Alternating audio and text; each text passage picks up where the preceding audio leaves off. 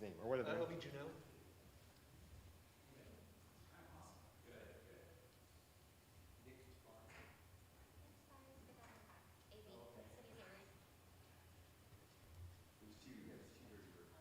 See what happens. Yeah, get him. I brought him. Well, there he goes.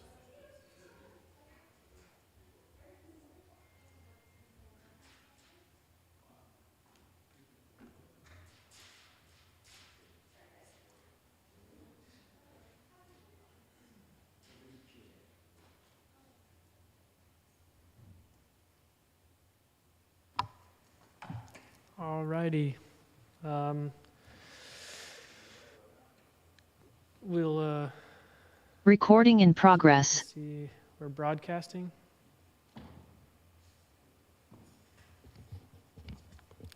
Yes, we are. Great. Good evening, all. Welcome to the October 27th, 2022 Planning Commission meeting.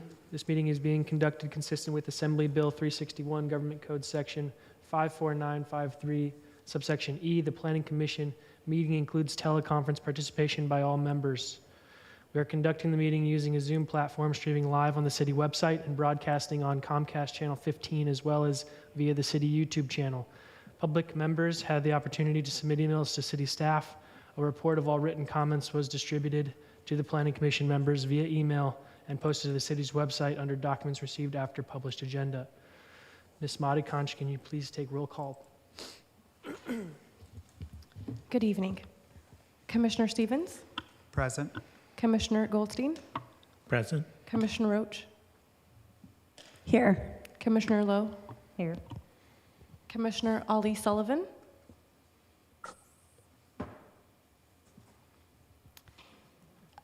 Commissioner Ali Sullivan is joining us through Zoom. I don't believe he's audible right now, but he did confirm aye. Are you able to hear me? Yes, there we you are now. Thank you. Aye, present. Commissioner Bonilla, absent, and Chair Okenda. Present. All right, we'll move directly into public comments. Oh, do you want to do? Yeah, we should do that because we're Pledge good of Allegiance. Americans. We should do the Pledge of Allegiance. Thank you. Can Dan have the honor, Dan? Of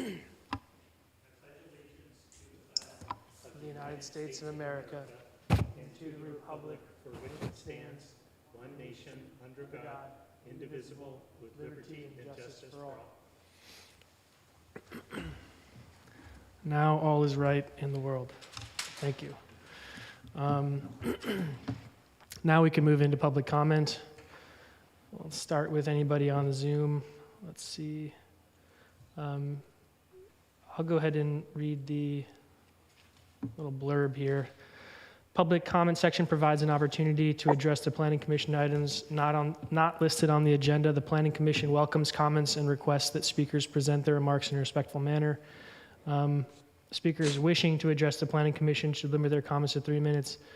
I will ask Ms. Madikanch if you could please moderate the public comment portion if we have anybody. Sure. I'm just going to share my presentation.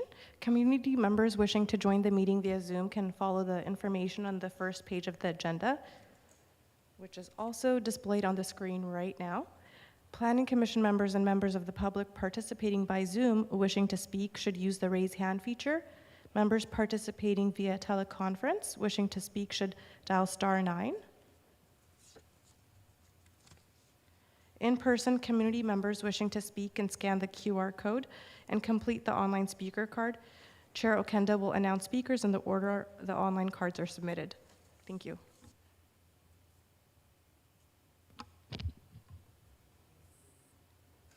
Thank you. We got an attendee here. We have one person who'd like to speak that I see, Sabrina Aranda, on an item not on the agenda.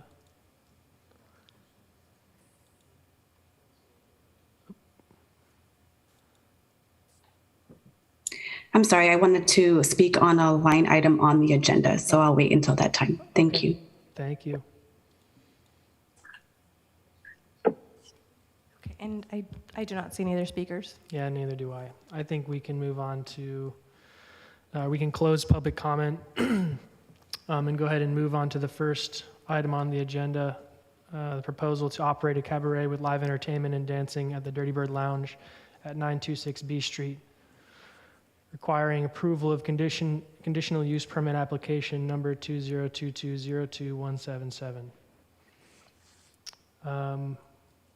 We get staff take over? Yes, thank you, Chair. If I could have the the AV technician, please bring my PowerPoint presentation up on the screen. Thank you very much. So this is a request for approval of a conditional use permit to allow the operation of a cabaret with live entertainment and dancing at the Dirty Bird Lounge at 926 B Street. The applicant, Mr. Eric Yeverino, has been operating the Dirty Bird at the present location since 2016 as a full-service restaurant and bar, which is a permitted use at the subject property under the current zoning. However, in order to be able to offer live entertainment and dancing at the establishment, Mr. Yeverino must obtain approval of a conditional use permit, or CUP for short, from the Planning Commission, and subsequently a cabaret license from the police department as well. The subject property measures 5,040 square feet and contains a two-level commercial building containing approximately 4,500 square feet on each floor. The ground floor currently houses the restaurant and bar, restrooms, and a small cafe at the front of the house.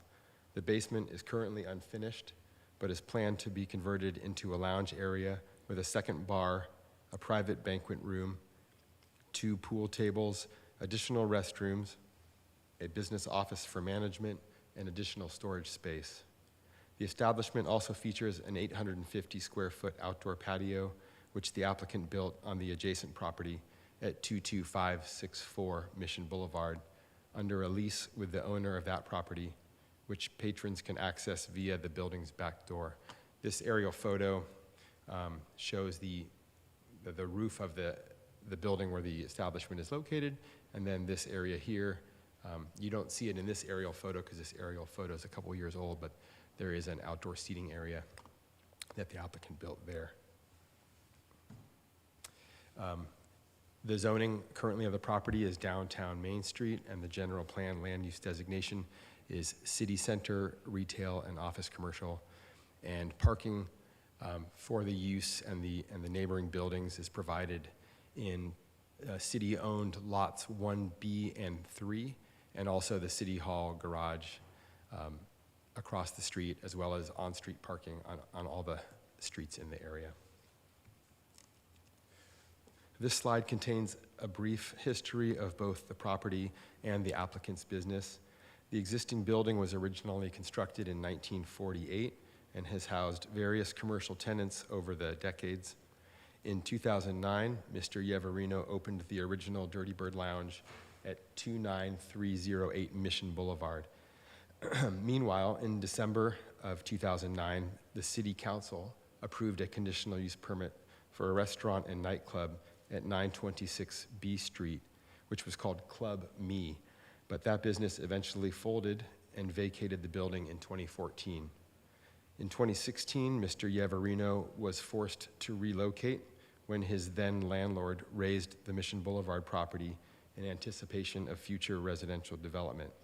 He relocated to 926 B Street that same year and has been operating there ever since. As stated previously, the applicant has been operating as a full-service restaurant with a full bar, which is a permitted use at the subject property under the current zoning. The city's alcoholic beverage outlets ordinance defines alcohol serving establishments that have commercial kitchens and that offer full food service until closing time as full-service restaurants, and allows them by right, subject to certain limitations. Those limitations allow an establishment to offer live or recorded music up until midnight, but require a CUP and a cabaret license for any music after midnight, dancing, or any form of live entertainment other than music. As part of his CUP application, the applicant is proposing to extend his current business hours to 7 days a week and offer dine-in lunch daily from 11 to 3. He is also proposing to have music after midnight and offer dancing and various forms of live entertainment, including bands, DJs, comedy shows, and cabaret performances.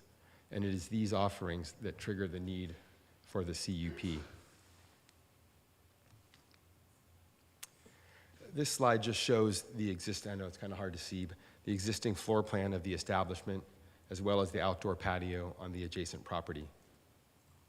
The applicant is not proposing any changes to these areas as part of this application. As you can see, the applicant is proposing to build out a second bar. Oh, sorry. This slide is the proposed basement floor plan, and the applicant has already submitted a building permit application for these improvements. This is, as you can see, the applicant is proposing to build out a second bar, which I will attempt to show you with my mouse here, and provide a higher-end lounge area with plush furniture, a private banquet room, which is back here in this corner, 2 pool tables, which I don't believe are shown on this plan, but I think are planned to go in these 2 areas here, and additional restrooms. The basement will be accessible via an existing staircase, which you can see here, and a new elevator will be installed to accommodate disabled patrons, which it will be right next to the elevator, the stairs here.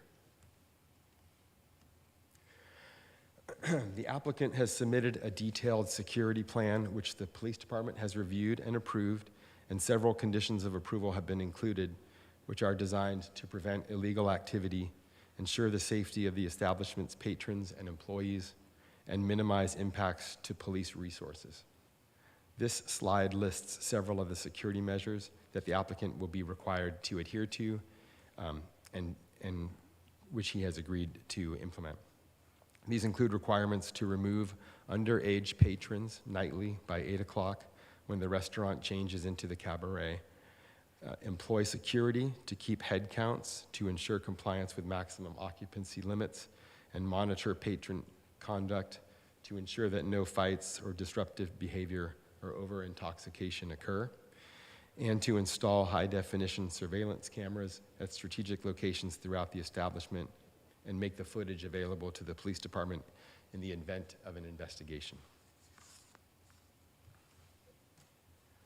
Allowing the proposed cabaret would be consistent with the vision of the downtown specific plan, which calls for transforming the downtown into a lively, thriving destination, complete with shopping, dining, recreation, and entertainment options for people of all ages, in that it would offer a variety of forms of adult entertainment in a single venue, including dancing, comedy, and live music performances, which would be subject to numerous conditions aimed at ensuring the establishment operates in a safe, responsible, and crime-free manner.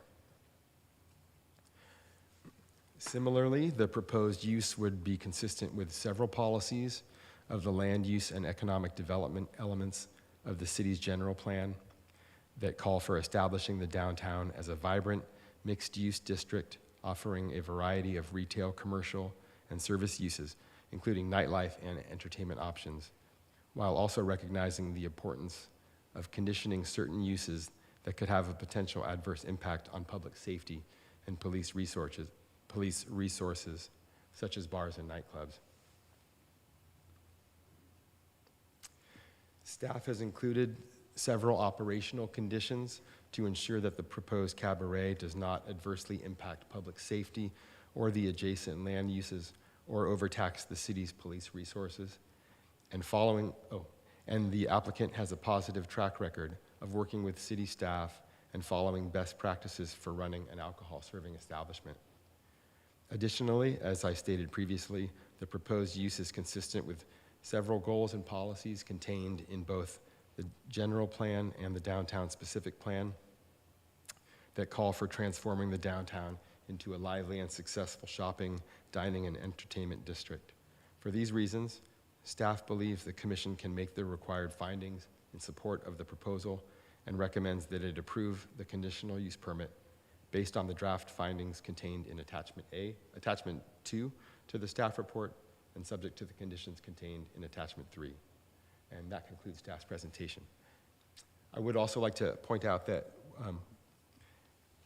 the city received some late correspondence in support of the application from the Chamber of Commerce, which you were forwarded a copy of late this afternoon, and the police department, which was unfortunately unable to attend the meeting tonight in person, also submitted an email, which you were provided a copy of, expressing their support for the application as well. And that concludes staff's presentation. Thank you. Thank you very much.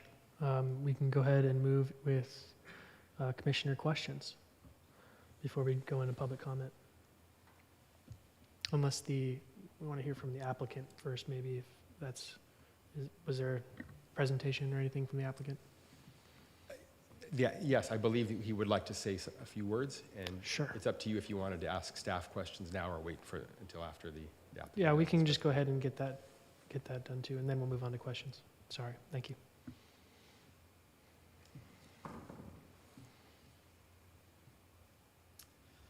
Hello, Commission. My name is Eric Yavarino, owner of the Dirty Bird Lounge. I don't really have as much of a presentation as I'd like to answer any questions that you may have. We've been largely, Steve summed everything up. But again, if you have any questions that you'd like to ask her about operations or, what the build out of the basement or whatnot, feel free to ask. Awesome, thank you. Okay, we can go into questions then. Who wants to jump us off? All right, Commissioner Lowe. Thank you, Chair. Sorry, I've got to go back to the beginning of all my questions. So the first thing I wanted to ask is, when I looked at the attachment 3, draft conditions of approval, page 3, condition 18. And it talks about 2 or more critical incidents in 1 year may be grounds for revocation or a single incident of extreme severity. And I noticed that critical incident is defined there, but extreme severity is not.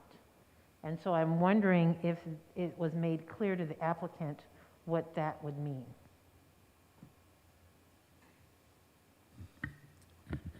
That's a great question. I'm not really comfortable answering that question. Maybe Mr. Yavarino could, because Mr. Yavarino did work closely with the police department. These conditions were shared with the applicant prior to the meeting, and I believe they actually worked together on crafting some of them as well. Eric, is that? From my understanding, it's a discretion of the police chief. Oh, okay, okay. And you feel comfortable that you feel comfortable with that? The city Not being in Hayward different. already has this ordinance in place. I think this is just kind of underlining, but all bars and restaurants in Hayward have to abide by this. Again, it's discretionary depending on, the severity, and there's only one establishment that I know of that has gone to court over it. I don't want to name names, but again, I understand that if there's a severity and there's 2 instances, then it's something I'm doing wrong. Thank you. Let's go to my next question. And this is for the applicant. So I noticed it said that I believe it said in the security plan, 1 guard on certain nights and up to 5 guards on other nights, security guards on other nights. But then the conditional of approval said up to 10 security guards on page 5, number 27. So I'm a little confused about how many security guards at which time. Can you shed some light on that? The 10 security guards are for Friday and Saturday night. And it's actually already what we currently have. In order to operate in Hayward, Hayward can have an adverse crowd at oftentimes. I prefer to be able to sleep good at night. I'm 40 years old. I'm not at the bar every night. So when I am not there, I'd prefer to have Friday and Saturday night 10 security to ensure that, our establishment runs seamlessly. So if there's any issues, they're able to maintain it inside. So Okay. Fridays and Saturday nights will be 10 security. So it can be anywhere from 1 guard on certain nights to the weekends where there are 10. Yeah, I have security 7 days a week just because of, again, being able to sleep well at night is making sure that there's a security there at any given time from 8 o'clock on to make sure that nothing comes off from out the street and brings in problems. Okay, so you just answered my next question. It's from 8 p.m. until 1:30 when it closes? Yeah, they stay a little bit later to make sure that the bartenders are able to leave. Some of them are women, and we don't feel comfortable with them leaving at night in the parking lot alone.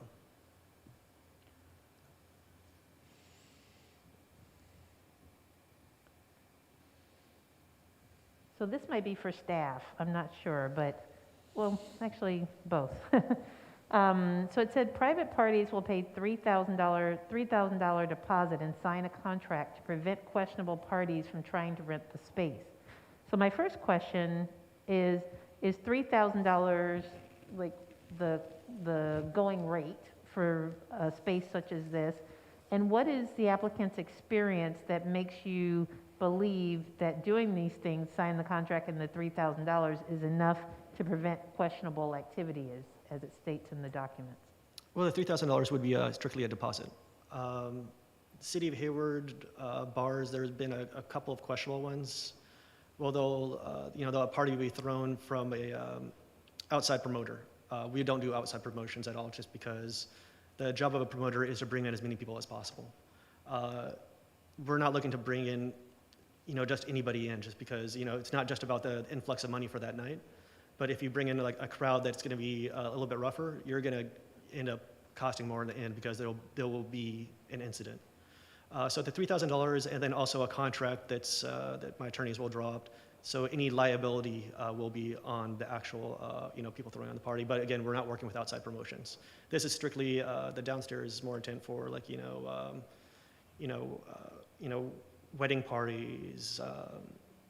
And the such, like corporate parties. So we're not looking to, throw an example of, it was actually a condition in my permit just because it's kind of hilarious, but they say no fashion parties, because fashion parties in Hayward, a lot of the bars have been tending to do is it would be a lingerie night, so a person would go out, women would be dressed scantily clad in lingerie, and they call it a fashion party, then kind of creepy guys would buy their lingerie. So that's kind of an example of something that we won't be doing. Okay, thank you. Would you ever allow private parties to provide their own security? No, Okay. no. And then one of the, I think page 5 of the safety plan says the outdoor patio will close at 12:30, but then somewhere else said it would close at 1:15. What time will the outdoor patio close? Typically, it's we close a bit earlier on the winter time, but at 1:15 it would be kind of stretching it. That may have just been referring to entertainment. Okay, got it. 1 second. Okay, thank you for answering all my questions. I appreciate it. Thank you very much. Thank you, Commissioner Lowe. Who's next? We'll just come down the line this way. How about that, Julie? Thank you, Chair. Commissioner Roche, sorry. Thank you, Chair. Okay, so maybe this is a question both for the applicant and staff. And it was something I think I asked earlier. Under one of the conditions, it says that for surveillance footage, that the Dirty Bird will provide recording footage to any peace officer upon request. And I'm just wondering if that's something you're comfortable with, because is there a warrant involved if they're requesting footage? Can they just walk up and request at any time? Is this standard for downtown? Maybe you can start. It's pretty standard for the Dirty Bird if there's any issue at all, even if it's not related to inside of the establishment. If, say, someone committed a crime outside the establishment, but the Dirty Bird is by far the busiest of establishments, and we also have the best surveillance, and we also scan ID. So if there is an issue outside, we make it a rule that if the HPD needs to find someone who's done something egregious, we help them out. Not all bars do that. And that's typically to their detriment with their relationship with the police department. Okay, and you're already doing that, it sounds like, with Yes. with the way it is. Okay, thank you. And The other question I had was in the layout of the basement. And maybe we can bring it back up, the layout of the basement. Because I was just wondering if there was going to be like a stage and shows, because it looks like it's sort of, broken up into sort of cozier areas, which I think is partly the intention. But just wondering, like, so where would, if you were going to do like a comedy show or something like that, how would the crowd be? Well, I intentionally made the room that's kind of, you can kind of see the bar and you just kind of facing them, kind of on the reverse end of the restrooms is where essentially the area would be. Rather than having built-in booths and whatnot, we decided to go with furniture that's actually, everything is going to have a fluid dynamic where we can move it. So if there there needs to be like a performer there, we can move it around. But we're not going to be having like massive concerts down there just because of the nature of the acoustics and the height requirements for it. It probably wouldn't sound that good. Okay, so that sort of chapel like in the middle, there's that seating area, and then it looks like there's like a wall or something, and then the bar, or is that a movable? Yeah, so everything in between the bar and the restrooms. Actually, like on the other side of the tables of the bar and the restrooms, it's still a pretty big area. It's kind of hard to grasp it with just looking at the aerial right now. Okay. But it's a decent sized area. Okay. And then I did want to ask you, were mentioning about the fashion show, because you would, in your attachment, your description of the project, you were wondering that you wanted some clarity as well about the kind of events that weren't allowed and were let. So it sounds like you have since clarified that and you're comfortable. Yes, like again, the fashion shows. I didn't necessarily want to throw fashion shows, but I just wanted clarity on the what they intend. But then once, I had further conversations with Detective Wright. Like if there is like an actual fashion show, it would be an actual fashion show, and it's something I would bring forward police department, not just I'm not going to die on that hill for a fashion show. Okay, so you can be in contact with them about that. Yeah. The other question I had is, you had it's mentioned, I don't know if it's in your plan or the conditions of approval, that under no circumstances would. So where is that part? No person under 21 will be permitted under any circumstances. And that's in the basement. But I wonder, what if there's a wedding party and kids are involved in the wedding party? Are you not going to rent to that kind of event? It's something that, I'd have to really look at. We actually just recently had a wedding on the outdoor patio about like 3 weeks ago. But then again, that was during the daytime at 8 o'clock. But we are a solid after 8 o'clock. The children should not be in the establishment at all, period. But the basement, I do believe it should probably be 21 and plus. Okay. Venue. Okay. Let's see. I just want to make sure I got. I think that's it. The last thing I wanted to ask is, what other bars downtown have a similar that are open to 1:30 and have a cabaret license? It's for 100%. There would be the Turf Club. Mm-hmm. Not 100%. It would be the Funky Monkey. I'm not quite sure where they're landing on that. I think they're having issues with their cabaret license because of critical incidents. Okay. I'm not quite sure what's exactly happening, but that is kind of between PD and them. But the Turf Club is very similar on what we're doing. Although their venue is, because they do it at the outdoor venue, is actually more of a venue. Like they can throw pretty little mini concerts out there just because of the infrastructure for it. Okay, thanks. And my last question is, it mentions that that you will regulate activities around the perimeter, and I'm wondering what what your responsibility. Does that just mean patrons coming out? You're going to be regulating that. Like, what's your responsibility? It's pretty much the front. The back parking lot. We do not let people go in and out. Friday, Saturday night, we're still going through the permit process to actually put a gate up, but it's just for the front of the building to ensure that no one does anything, within 50 feet of the actual building. Okay, and you're already comfortable with that, with the way the operations are already? Yeah, for the most part, we're pretty good at getting people out of there. PD's really good at patrolling the area on, Friday and Saturday night. So if there is any incidents, we can actually put it down before it becomes, much worse. Okay, thank you. That's all, Chair. Commissioner Roach, Mr. Chair, if I may chime in. There was a question about whether a warrant is required, and so we talked to the police department earlier this afternoon, and Sergeant Mike Carpenter said that if there were an incident, the police department would approach Mr. Yeverino and request to have access to the footage, and he's always been cooperative. But if you were not willing to cooperate, then the police department would have to obtain a warrant to get their hands on that footage. Okay, thank you for clarifying that. Thanks, Commissioner Roach. We'll go to Commissioner Ollie Sullivan on Zoom.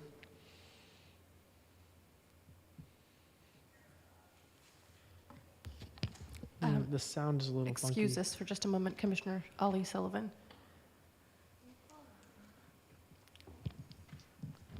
We could hear you. Can you try speaking one more time, please? Yep, can you hear me clearly? Yes, we can. Thank you. Perfect. I was saying it's nice to see everyone and look forward to seeing you all in person very soon. A couple of very quick questions here. First off, for the applicant, what's currently in the basement? There's currently nothing in the basement. We're pulling the permits right now. We're hoping to have the demo permit within the next week or so, but essentially it's just a concrete box down there. It's always been used for storage. Got it. Okay. And obviously, this permit includes significant changes in your security. I'm curious if you can speak to what your current security apparatus looks like as it relates to sort of the human inputs. Is this a significant upgrade for you? Are you adding additional security, or how does this compare to what you currently have in place? Because the hours are largely the same. It's just really a matter of some of the activities. But I assume the same concerns one would have with a bar exist whether or not I have a cabaret license. I'm curious how this changes your security apparatus. We're actually largely the same. Our security has always been really tight at the Dirty Bird. We always have 10 security Fridays and Saturday nights. We have the ID scanner, metal detector, all of that. So largely the conditions are what we already have. When I had a security plan, it was based on our security plan is actually existing, and that's what it was kind of, it's already there. So essentially, we're not really changing too much when it comes to security. And do you think these new activities merit any type of additional security, or do you feel that it would not? No, I don't believe so. I believe that right now we maintain enough security. We'll have more security in the basement when actually the basement does open up.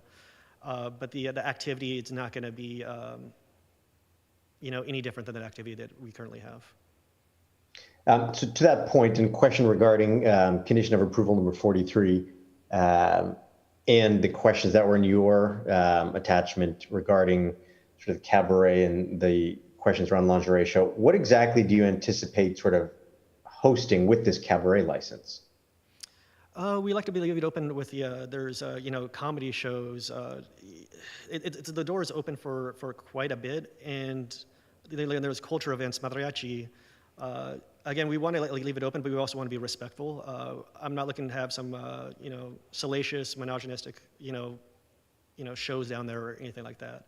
The idea is to open up to more than what we are. To have like blues bands and all that. We legally can't even charge a cover, so that kind of limits us on bands. Because not a lot of people know the reason why live music isn't typically played in the Bay Area in a lot of the places is because it's immensely expensive. It's cost prohibitive. So if I do have a band play, we've had bands play. Shane Hall is a great blues singer that I brought in from San Diego, and he's $600 to $800 a night. A very intelligent musician, but when I don't charge a cover, fiscally it doesn't make sense because I can have a DJ there that I just charge, I'll give him $200, and you kind of look at the metric to say, but if we can start legally charging a cover, bringing a person like Shane Hall in makes a lot more sense. Got it. Thank you. And then the last question for staff.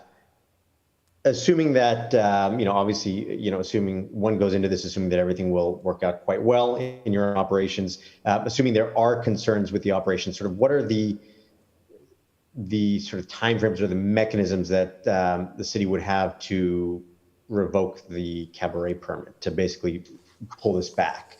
How difficult or how lengthy of a process or issue would that be?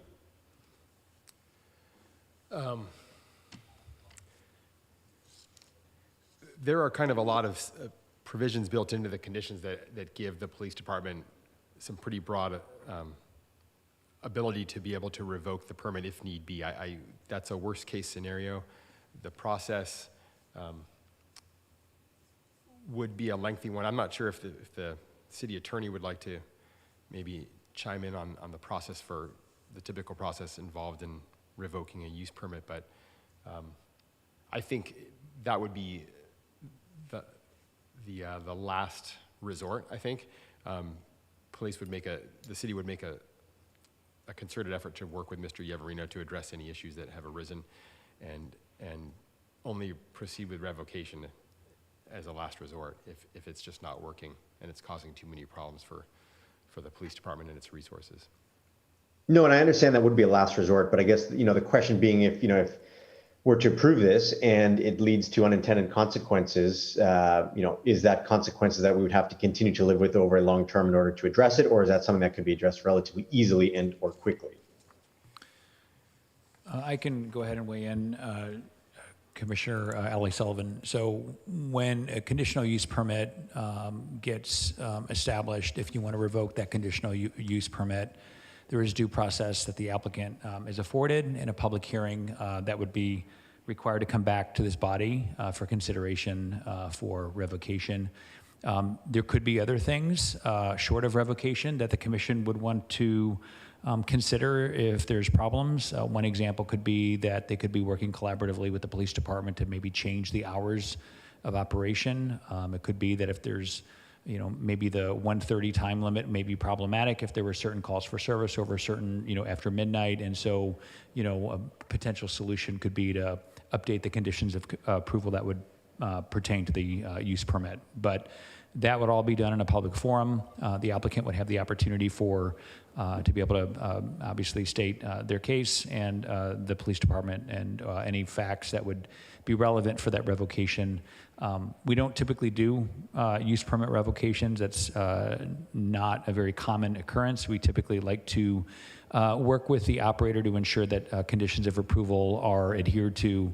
But it does happen on occasion that we do have to come into some corrective action, and so that would be one option. The other option, short of actually coming back, would be to continue to modify the cabaret portion of the activities that were included, and that could be done as part of the cabaret license that the Hayward Police Department does have the authority to issue. And I'd like just to add to pick up on what Jeremy said. The cabaret ordinance also has a process for revocation and hearings, and that, similar to the CUP, the cabaret license holder is entitled to a hearing. So it's all a process, and it's set out in the municipal code. Great, thank you. Chair Kenneth, thank you for the time. No more questions. Thanks, Commissioner Ali Sullivan. All right, Commissioner Goldstein. Thank you, Chair. You've got actually a history of running successful operations like this. Can you give us a quick rundown? Yes, I founded the Dirty Bird in 2009. We moved into the new spot in 2016. Prior to that, I opened up another establishment, cocktail bar over in Grand Avenue in Oakland. After it's still in operations, then I also opened another wine bar on Park Street over in Alameda. We just won Best Wine Bar in Alameda, so we're happy about that. So we've had that one for 2 years. We just opened in the worst time possible, but we're going strong on that. And we're going to be going on our 1-year anniversary. Right next door to the Dirty Bird is Yoga Sociale. That's kind of a different foray into kind of going to mental health, physical health, and whatnot. So I opened the yoga studio about a year ago. And I am looking at other options for other establishments over in Hayward as well. Mm-hmm. Well, congratulations on your successes. Do any of them have cabaret? With the Oakland establishment, we're kind of grandfathered in, just because it's been historically I've been a bar there for since the 20s, I believe. And with the Park Street, we didn't necessarily need a cabaret. We do have live bands over there, but because it's very similar with Hayward, we have live music and whatnot. But Alameda's a little bit more relaxed when it comes to kind of live entertainment. Mm-hmm. And relative to the Dirty Bird, your redesign of the basement, are you planning on adding any acoustic dampening at all? Just because of the echo in the basement is going to be a little bit more, but there's not going to be music that's going to really be emanating from the basement that's going to be any, that's going to be impediment to any of the general public on the street. I see, okay. And we heard from the police earlier that, I think it was the police that answered that about the parking and traffic, that it's really not going to be an issue. So, so that's good. I think that was all of my questions. Thank you, Chair. Thanks, Commissioner Goldstein. Commissioner Stevens? You have no questions? All right, and I also have no questions. So with that, we can open the public comment. If there is anybody, I don't see anybody online. Chair Kunda, we do have one public comment in the chambers. Okay. Ms. Carol Rivera. Great.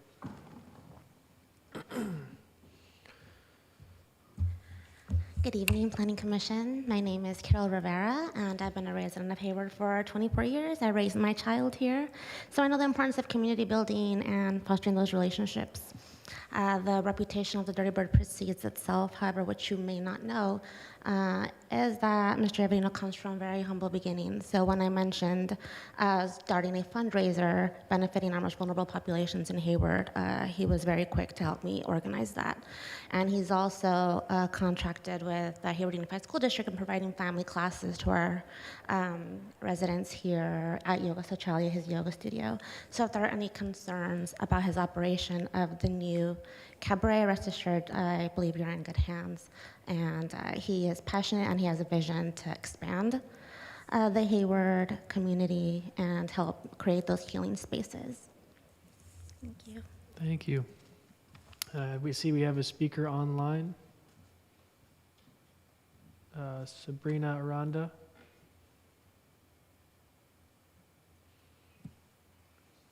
Sabrina Aranda, and I'm a proud Hayward resident, homeowner, educator, and alumni. I'm here to speak to you this evening in support of the new plans to expand the Dirty Bird. The Dirty Bird business has brought life to the downtown neighborhood, not only through the bar, but through the yoga studio and through the early bird. They have proven to be a safe and inviting establishment that has supported opportunities for young and older adults to socialize. The business has hosted fundraisers to support education, campaign parties to support future politicians, and celebrations such as retirements and birthday parties. The owner of the Dirty Bird also owns 2 other businesses in the Bay Area that have been running successfully and safely. This expansion would support additional recreational opportunities for nightlife in the downtown Hayward area. I hope the Planning Commission this evening will consider the new plans to help expand the downtown location to include a high-end speakeasy that is long overdue. It's time for a change, and thank you for your time and consideration. I waive my time. Thank you. I don't see any other speakers. So with that, we'll go ahead and close public comment. We'll move on to commissioner comments. We'll start with Commissioner Stevens. Thank you, Chair. I would like to move the approval of this conditional use permit. Second. Okay, we have, I'll accept that motion. So we have Commissioner Stevens moving the item in support of staff recommendations, seconded by Commissioner Goldstein. We will leave it open. I will accept comments on the item before we vote on it. Okay, we're just going in reverse order here. So we'll start with Commissioner Ali Sullivan because I see Mr. Perfect. Can you guys hear me all right? Yeah.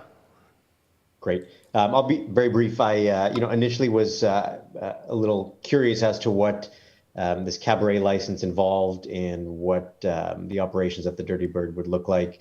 It seems, based on what we've seen tonight, based on the staff report, based on the applicant presentation, that it's a well thought out and a graduated approach.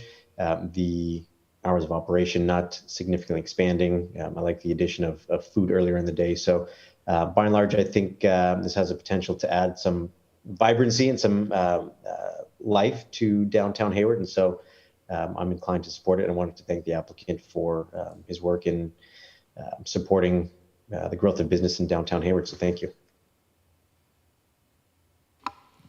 Thanks, Commissioner Ali Sullivan. Commissioner Roach. Thank you, Chair. Yeah, I mean, the Dirty Bird is already a popular destination downtown for young people, for older people looking for an afternoon, time on the patio. And I think this is just going to add to their offerings for downtown. It has the bonus of meeting our downtown-specific plan goals. And I think that with this addition, it'll be a catalyst for other potential businesses to support such a venue downtown as well. So I look forward to this being part of our new downtown. Thank you. Commissioner Lowe? Thank you. So I do need to start by saying I do think that all the terms should be spelled out and the word extreme severity should be actually defined in the document. But that aside, I absolutely support this conditional use permit. I personally am looking forward to having lunch there. I think it's good to have another lunch spot. And I don't think that was mentioned so much tonight, but that is always a good thing. And I also think it's great that the applicant is committed to working with the police, committed to making sure that people have to be 21 and older after 8 p.m., especially in the basement. And I just see that this will bring vitality, more vitality, and a diversity of entertainment and business downtown that we haven't seen as much. And I just can't wait to not only have lunch, but also it would be nice to not have to drive out of Hayward to go see a comedy show or something like that. So I'm very much looking forward to it, and I fully support it. Thank you, commissioners. I want to just reflect what a lot of others have said. I've been to the Dirty Bird. I've enjoyed, the atmosphere and the culture you guys bring. Look forward to the expansion and seeing what you're able to accomplish with that. I would also love to see a comedy show personally. One of my favorite things to do out. So, okay, well, with that, we can go ahead and move to vote on the motion on the table by Commissioner Stevens to support staff recommendations, also seconded by Commissioner Goldstein. Just vote on that, please, Aminta. Okay, so we're going to go and do a roll call vote. Commissioner Stevens? Yes. Commissioner Goldstein? Yes. Commissioner Roach? Yes. Commissioner Lowe? Yes. Commissioner Ollie Sullivan? Aye. Thank you. Commissioner Bonilla, absent. Chair Okenda? Yes. Thank you. The motion passes with 6 aye votes and 1 absence. One absence. Thank you, Ms. Madikanch. Okay, we'll move on to the next item. Well, congratulations. Yeah. We'll move on to the next item, which is just the minutes. I believe, what meeting is that? Was it the last meeting? September 22nd minutes. Do we have a motion to approve? Sure, I'll move the motion. Okay. I'll second. Okay, we have a motion to approve the minutes for the meeting on September 22nd, 2020, moved by Commissioner Roche, seconded by Commissioner Goldstein. We can have a roll call vote on that. Commissioner Stevens? Yes. Commissioner Goldstein? Yes. Commissioner Roach? Yes. Commissioner Lowe? Yes. Commissioner Ollie Sullivan? An abstention. Commissioner Bonilla, absent. Chair Okenda? Yes. Thank you. And that should pass. We had 1 abstention and 1 absence.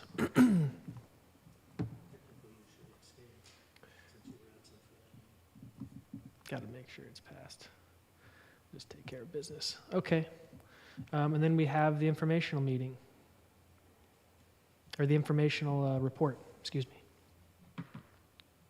I guess we'll kick it over to Jeremy. Yeah, this is just an informational item only. I think many of the commissioners received an email from staff earlier in the month letting you know, providing a informational update on the residential design study project that our team has been working on. Really not much to discuss in terms of that. It's more of an informational report. And to let you know that we will be having follow-up discussions and coming back to the Planning Commission. We're anticipating right now in January of next year with some more details on some of the analysis that we've done related to possibly parking and the objective standards, which I know is of interest of all of the commission. So just stay tuned. We will have more robust conversation when that information becomes available and once it gets agendized on the agenda. Okay, well, if that's everything on the commission reports. I have a couple of other things too, if you We'll don't go mind. to I don't mind. Yeah, announcements, just kind of referrals, run into these as well. So a couple of quick updates. At the next Planning Commission meeting on November 10th, we are proposing to bring back an update on the density bonus project that we've been working on. We've been having a lot of diligent work sessions with the council and the Homelessness and Housing Task Force. And we're excited to be bringing this back to the Planning Commission for comment and feedback before we finalize that ordinance and expect to bring that before the council later this year, hopefully before the end of the calendar year, but stay tuned on that. So that's coming up on November 10th. Also, as a friendly reminder, we do not have a second Planning Commission meeting for November. That is Thanksgiving, and I'm hoping everyone will have a safe and wonderful time spending Thanksgiving with their families or friends. And then the other thing I just wanted to communicate out is that we are going to be working on the meeting schedule, the Planning Commission meeting schedule for 2023, as well as a potential election of new officers, which will take place most likely in January. If many of you recall, we brought those election of officers in December of last year, but due to some postponements or some absences, I think we wanted to make sure that we had everyone on board. And so depending on what happens in the future, we may have to make some adjustments related to the timing of that. So just wanted to put that on everyone's calendar that that's something to look forward to. And then finally, next Monday is Halloween. So I hope everyone has a safe Halloween and a fun time handing out candy or whatever else to children. So thank you. Thank you very much. Okey doke. Do we have commissioner announcements or referrals? Okay, go ahead. Yeah. I'll just mention one thing since Jeremy talked about Halloween, that there's going to be a trunk or treat in the park, I think, that the city's putting on at the Heritage Plaza outside the library on this Saturday, and I think 11 to 4, I think that's the timing. Anyway, it should be fun. Kids can dress up. There's usually lots of candy. Adults can dress up too? Yes, you can. Okay. Should be a good time. Thanks. All right, anything else? Okay, I think we can adjourn the meeting then. Thank you all for hanging out.